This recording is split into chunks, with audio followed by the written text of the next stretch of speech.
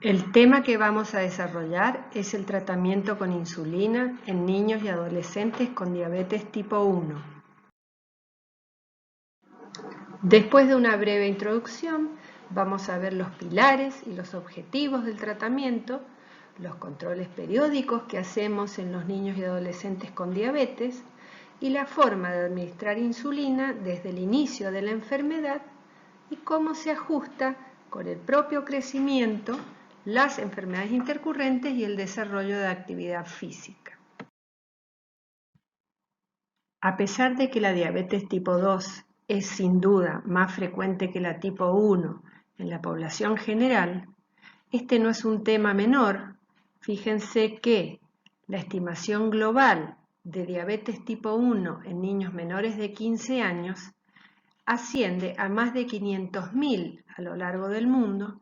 con una incidencia de casos nuevos de alrededor de 80 a 90.000 por año, es decir, un incremento anual de la incidencia de un 3%, estas cifras actualizadas al 2015. En nuestro medio, en la población pediátrica, la diabetes tipo 1 es sin lugar a dudas la más frecuente y asciende al 80-90% de los casos, y el resto de los tipos de diabetes, que son similares a las del adulto, son mucho menos frecuentes. Cabe destacar que la diabetes tipo 2, si bien es menos frecuente, su prevalencia está aumentando, sobre todo en la última década, asociada a la epidemia de obesidad pediátrica. Cuando nos enfrentamos a un paciente pediátrico con diabetes de reciente diagnóstico,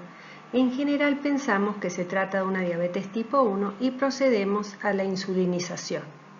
Sin embargo, tenemos la obligación de plantearnos de entrada si no estamos frente a algún otro tipo de diabetes. Si el paciente inició dentro de los primeros 6 meses de vida, lo más probable es que se trate de una diabetes neonatal y que pueda beneficiarse del tratamiento sin insulina con hipoglucemiantes orales.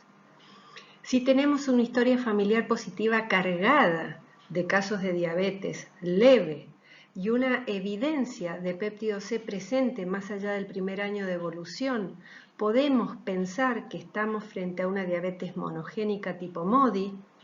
Si los anticuerpos anticélulas beta al inicio de los síntomas son negativos y sobre todo si estamos en presencia de obesidad y signos de insulinoresistencia, podemos plantearnos si no estamos ante la presencia de una diabetes tipo 2. La epidemia de obesidad pediátrica ha llevado a un solapamiento entre los distintos tipos de diabetes, de tal forma que no siempre es fácil de entrada establecer el tipo de diabetes que enfrentamos y solo lo haremos a lo largo de la evolución del paciente. Si este es obeso, el péptido C está elevado o normal al inicio y los autoanticuerpos anti-islote son negativos, estamos frente a un paciente con diabetes tipo 2. Mientras que si el paciente es delgado, el péptido C está disminuido o ausente y los anticuerpos son positivos, estamos frente a un paciente tipo 1A, y si estos son negativos, frente a un paciente tipo 1B o idiopática. Los señalados en rojo son los pacientes que sí o sí requieren insulina permanente desde el inicio, mientras que la diabetes tipo 2 solo la requiere en casos de descompensación y la tipo MODY solo en el caso de MODY 3, ya que en general responden al tratamiento nutricional o a los hipoglucemiantes orales. Al igual que en el adulto, los pilares del tratamiento diabetológico en pediatría son la insulinoterapia, el plan alimentario, con conteo de carbohidratos desde el inicio, el automonitoreo glucémico, ya sea con tiras reactivas o con sensor de glucosa intersticial, la actividad física y la educación diabetológica que debe ser continua. Los objetivos del tratamiento son evitar la presencia de síntomas derivados de la hiperglucemia, prevenir el desarrollo de complicaciones agudas como cetoacidosis e hipoglucemias, favorecer el crecimiento y maduración sexual normales, prevenir la obesidad, la dislipidemia, la hipertensión, tratar oportunamente los trastornos emocionales y las conductas de riesgo en los adolescentes, detectar tempranamente las enfermedades autoinmunes asociadas y los trastornos de la conducta alimentaria y prevenir el desarrollo de complicaciones micro y macrovasculares, obteniendo la máxima calidad de vida y una adecuada inserción social. Los objetivos de control glucémico en pediatría son obtener una hemoglobina A1C por debajo del 7% en la mayoría de los pacientes, excepto en aquellos con retardo mental o que no puedan darse a entender ante la presencia de síntomas de hipoglucemia o que directamente no las perciban, en cuyo caso aceptamos un nivel un poquito más elevado, y que el 75% o más de los registros domiciliarios se encuentren entre 70 y 180, menos del 4% por debajo de 70 y sobre todo menos del 1% por debajo de 54, que serían las hipoglucemias potencialmente graves. Los controles diabetológicos se realizan con una frecuencia mensual o bimensual o más frecuentes en casos de reciente diagnóstico. Se obtiene la talla, el peso, el índice de masa corporal, los correspondientes percentilos y se grafican en las curvas correspondientes para detectar mínimas desviaciones. También registramos la presión arterial, inspeccionamos la piel en búsqueda de lipodistrofias o micosis, examinamos la boca y los pies. También procedemos a la descarga en la computadora de los datos obtenidos del automonitoreo glucémico capilar, con una frecuencia mínima de 4 veces al día o mayor, o los obtenidos del sensor de glucosa intersticial que actualmente disponemos en nuestro medio. Fíjense la utilidad de esta curva que nos permite ver que aunque el valor de glucemia media está dentro del objetivo glucémico, los porcentajes de valores dentro del rango son insuficientes y por debajo del rango son elevados. Y esto nos da una información adicional a la hemoglobina A1C que podría darnos dentro del valor normal.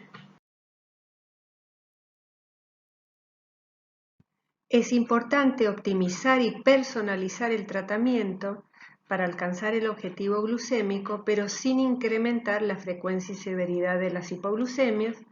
como este caso. Fíjense que baja la glucemia media a expensas de un incremento significativo de las hipoglucemias,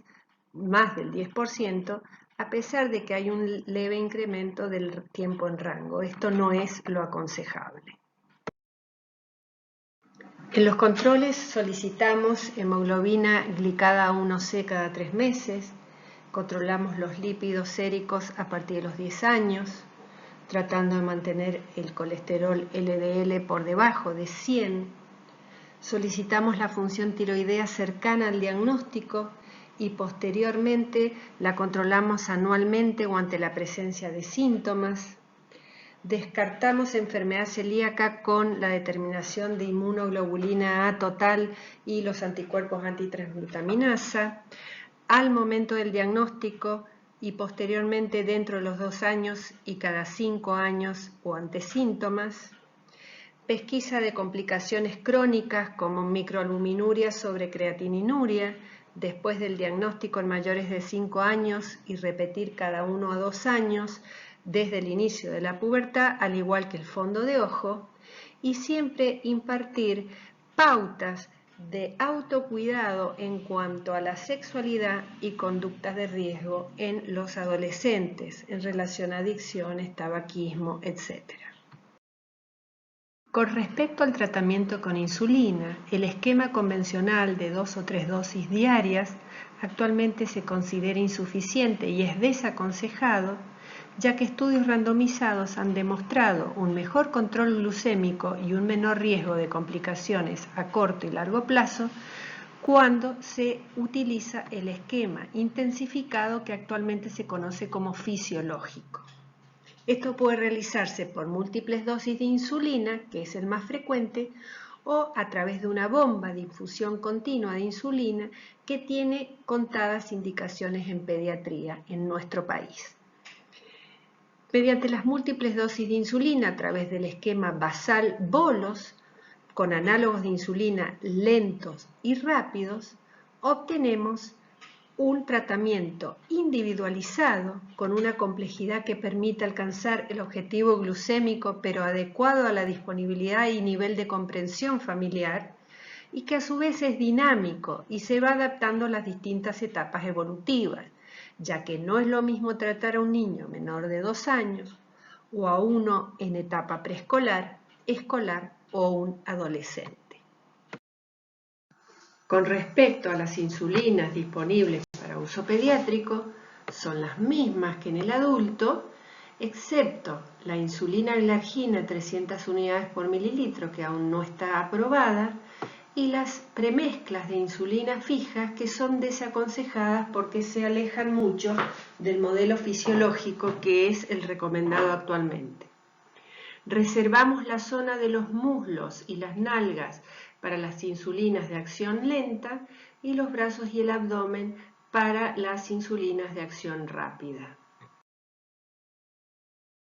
Cuando empezamos el tratamiento con insulina, lo hacemos con insulina rápida o análogo de acción rápida a una dosis de 0,1 unidad por kilo de peso. Por ejemplo, para un niño de 10 kilos sería 1 unidad, cada una a 2 horas, hasta alcanzar una glucemia cercana a los 200 miligramos por decilitro y ausencia de cetosis. Una vez llegado a este punto, iniciamos el esquema de múltiples dosis diarias de insulina con el método basal-bolo, 50% basal, 50% bolo, con análogos lentos y rápidos, que según el grupo etario va a ser menor la cantidad de insulina en los menores de 2 años y mayor en los adolescentes por el hecho de que presentan una insulinoresistencia fisiológica, de 0,25 a 0,5 unidad kilo en los menores de 2 años, hasta 0,7 a 1,5 unidad kilo en los adolescentes. La dosis se va personalizando a medida que el niño va creciendo y ajustándola de acuerdo al perfil glucémico de 24 horas, tratando de conseguir glucemias preprandiales entre 70 y 130 miligramos por decilitro, postprandiales a las 2 horas entre 90 y 180, a la hora de acostarse alrededor de las 22 a 23 horas entre 120 y 180, y en los niños más pequeños o en aquellos con fenómeno del alba acentuado,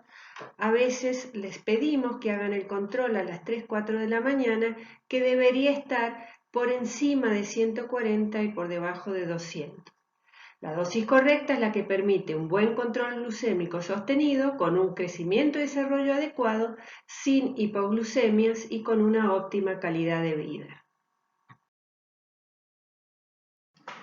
En el caso de enfermedades intercurrentes, que son muy frecuentes en la edad pediátrica, es importante transmitir a los padres que nunca deben suspender la insulina aunque el niño se encuentre inapetente, con dolor abdominal o vómitos. En este caso siempre hay que asumir la presencia de cetosis, por lo cual la insulina es indispensable. Hay que incrementar el monitoreo domiciliario de glucemia, cetonemia o cetonuria para detectar esta precozmente,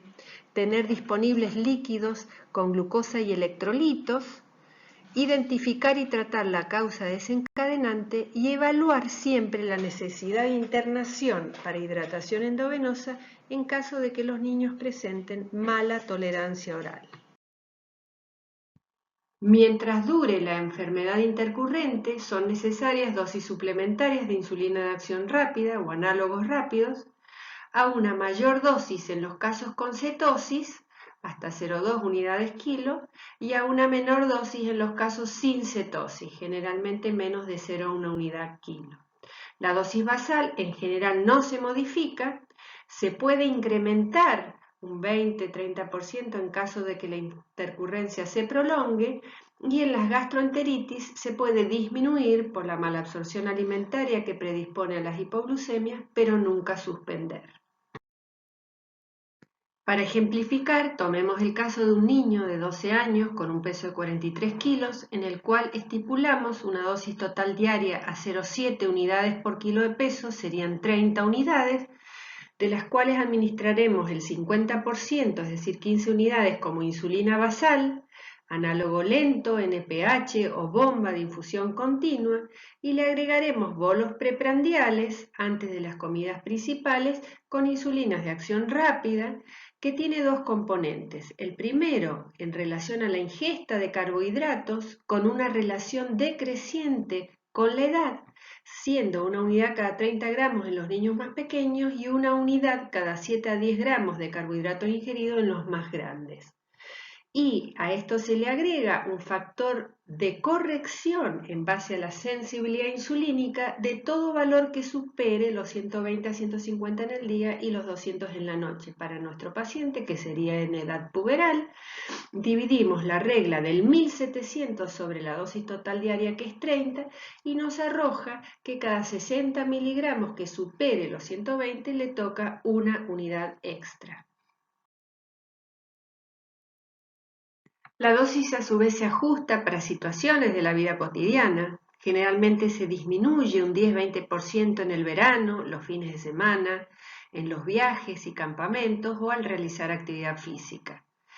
Se tiene en cuenta el fenómeno del amanecer, que es muy común en los adolescentes, en los cuales amanecen con valores muy elevados, teniendo valores aceptables el resto del día. En este caso, la insulina basal se coloca entrada la noche.